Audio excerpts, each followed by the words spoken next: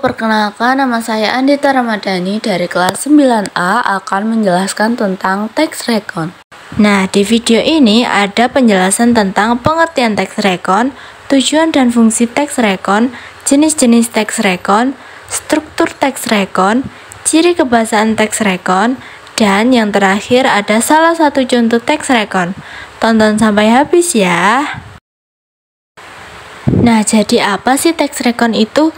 Tax recon adalah teks yang menceritakan kembali suatu peristiwa, kejadian, kegiatan, pengalaman masa lalu yang telah dilakukan atau diamati secara kronologis dengan tujuan untuk memberikan informasi atau menghibur pembacanya. Tujuan dan fungsi tax recon.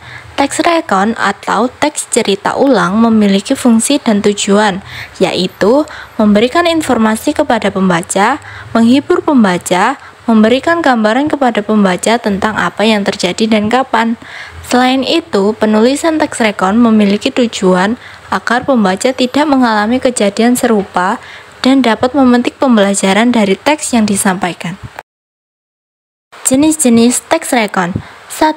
Tax recon pribadi yang memuat kejadian atau peristiwa yang melibatkan atau yang dialami penulis secara langsung. 2. Tax recon faktual yang memuat cerita ulang terkait kejadian faktual seperti eksperimen ilmiah, laporan polisi, dan lain-lain. 3. Tax recon imajinatif yang memuat atau menulis cerita fiksi dengan lebih detail dan rinci. Struktur tax recon. Judul adalah kata atau frasa kunci yang memiliki keseluruhan teks. Orientasi adalah bagian pengenalan atau pembuka dari sebuah teks. Biasanya memuat gambaran umum dari cerita yang akan dibawakan. Urutan peristiwa adalah rekaman peristiwa yang terjadi dan biasanya disampaikan melalui urutan kronologis. Bagian ini merupakan inti dari teks. Reorientasi adalah pembahasan ulang peristiwa, biasanya disertai komentar pribadi penulis. Bagian ini bersifat opsional, yang artinya tidak semua teks terdapat pada bagian ini. Ciri kebahasaan. Salah satu cara untuk membedakan recon dengan teks naratif lainnya adalah dengan melihat ciri kebahasaannya sebagai berikut. 1. Menggunakan kata-kata yang ditujukan untuk menunjukkan urutan peristiwa atau kronologis dalam cerita, seperti setelah, selanjutnya, kemudian. 2. Menggunakan kata kerja aksi, seperti mengeksploitasi, meledakkan, dan lain-lain.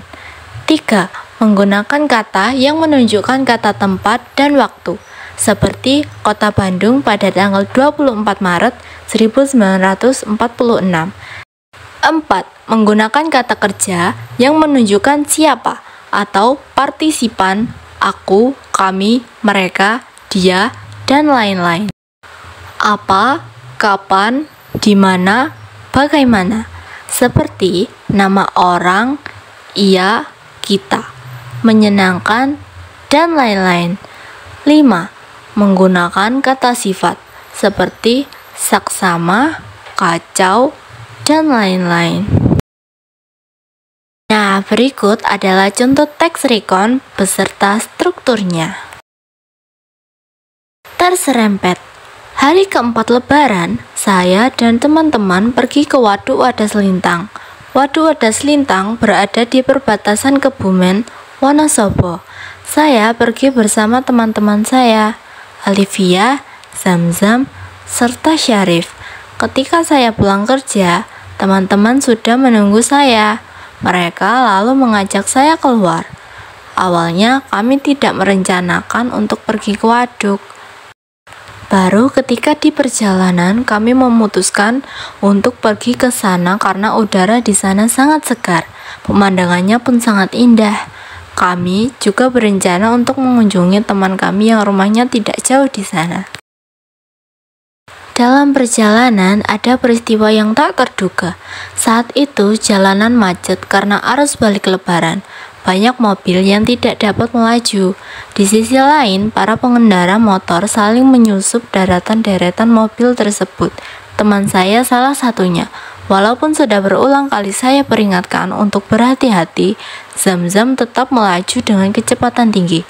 Ketika akan mendahului mobil lain, tiba-tiba dari arah belakang muncul mobil yang juga akan mendahului.